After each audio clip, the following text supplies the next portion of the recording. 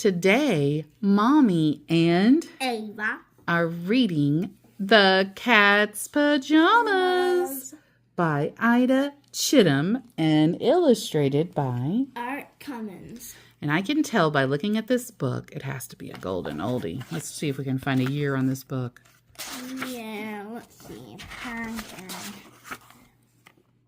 It says Right there. What does that say? 1980. 1980. So yes, it is definitely a golden oldie. The Cat's Pajamas started out as a big piece of red cloth with white flowers. That is a pretty big piece of cloth, huh? Yeah. Fred folded the red cloth double and laid it on the floor. He placed the cat on the cloth and drew around her. He took the scissors and cut out the cloth around the crayon line. Fred held up the two pieces of red cloth with white flowers. He said to Red, his dog, "These are just right for the cat's pajamas. All I need is a nice long piece of red thread to sew them together." Our cat would never be as still as that. He looked in the sewing box. He found yellow thread. He found green thread, but he couldn't find any red thread. Would you like to go with me? Fred said to Red. I'm going over to Mr. May's house to borrow a piece of red thread. Arf, arf, Red said. Fred knocked on the door. Mr. May opened it. Hello. Fred said. He held up the two pieces of cloth. These are the cat's pajamas. All I need is a piece of red thread to sew them together. 1 second, Fred, Mr. May said. He went into the next room. Fred heard Mr. May opening and closing drawers. He heard something fall and hit Mr. May. Thump. Oh, no. Mr. May came out limping. He said, "Sorry, Fred. I couldn't find any red thread. Why not try the family next door?" Well, thank you. Fred said. Fred and Red went next door. Fred knocked. Hello. He said. He held up the two pieces of cloth. These are the cat's pajamas. All I need is a nice long piece of red thread to sew them together. The woman at the door shook her head. She hadn't heard a word Fred said. Lots of little children behind her were yelling all at once, and a baby was kicking its feet and crying. Fred decided this was not a good place to find a piece of red thread. So he and Red went to the park. A lady was sitting there with her poodle and her sewing basket. Hello. Fred said. He held up the two pieces of red cloth with white flowers. These are the cat's pajamas. All I need is a nice long piece of red thread to sew them together. The lady reached into her sewing basket. She pulled out a nice long piece of red thread. Thank you. Fred said. He sat right down and sewed up the cat's pajamas. Fred and Red started home. On the way, Fred put down the cat's pajamas so he could tie his shoe. I'm guessing, yeah, I know it. Along came a great big dog and ran off with the cat's pajamas. Stop, stop. Fred called. You're running away with the cat's pajamas. The great big dog leaped over a hedge. Red leaped over the hedge after him. Fred ran around the edge of the hedge.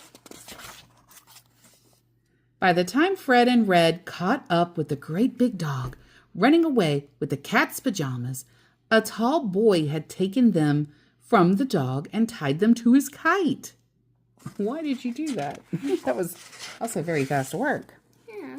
All Fred and Red could do was stand there gazing up into the sky, watching the cat's pajamas flying higher and higher. "Doesn't that piece of red cloth with white flowers look nice as the tail of my kite?" the tall boy asked Fred. Those are the cat's pajamas. Fred said. I just made them today. "Oh," the tall boy said. "I didn't know." Hand over hand, he began bringing down the kite so he could return the cat's pajamas. But the kite got caught in the top of a tree. "Don't worry," the tall boy said. "I can climb that tree." So the tall boy climbed the tree, untied the cat's pajamas, and tossed them down to Fred, just as a garbage truck was passing underneath.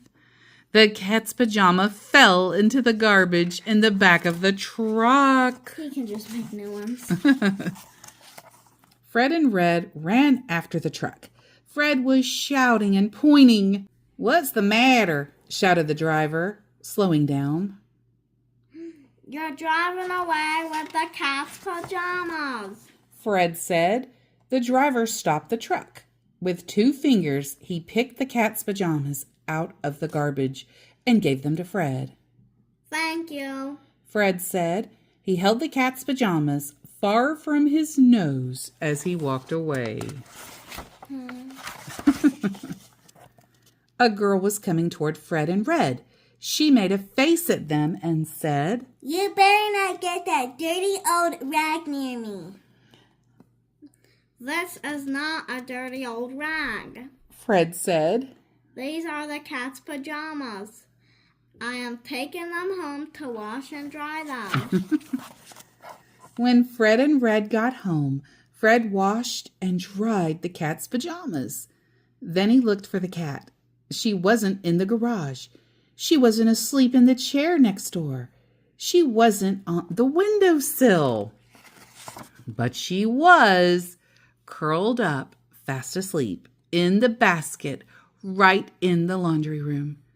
The cat took one look at the pajamas, hissed, and ran away.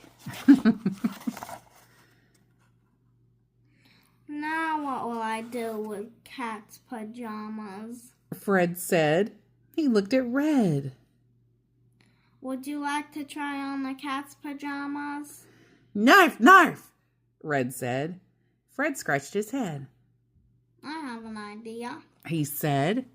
He stuffed the cat's pajamas with lots of soft cotton, sewed up the ends, and put them on the sofa for a fine new pillow.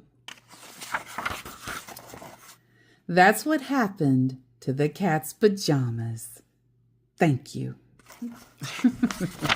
And look, the picture of the cat on the wall. They made a plush. I'm sleeping on the plushie. Oh. The end. And thank you to everyone who stayed for the reading of The Cat's Pajamas.